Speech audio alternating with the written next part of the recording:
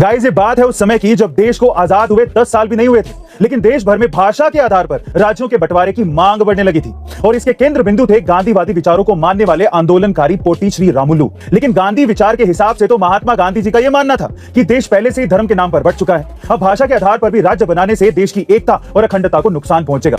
पर इन सबके उलट पोटी श्री रामुलु ने साल 1953 में आमरण हड़ताल शुरू कर दी और इस आंदोलन के 56वें दिन उनकी मौत हो गई।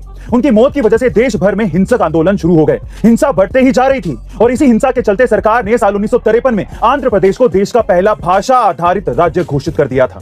लेकिन जब यही मांग पूरे देश में आने लगी तब फाइनली दिसंबर 1953 में राज्य पुनर्गठन आयोग का गठन हुआ, जिससे कई राज्यों को भाषा के आधार पर बांट दिया गया। वैसे गाइस आपके हिसाब से भाषा के आधार पर राज्यों का बांटना सही था या गलत? कमेंट सेक्शन में आपको पता है कि नोएडा शहर का निर्माण एक आपदा के चलते हुआ था। जी हाँ गाइस, आप ठीक सुन रहे हैं। ये बात है साल 1976 की, जब देश आपातकाल के दौर से गुजर रहा था और तब इंदिरा गांधी के बेटे संजय गांधी और उनके साथी नारायण दत्त तिवारी हेलीकॉप्टर से लखनऊ से दिल्ली जा रहे थे। तभी उन दोनों ने हवाई यात्रा करते समय दिल्ली की सीमा के बाहर यमुना किनारे खेतों का इलाका देखा।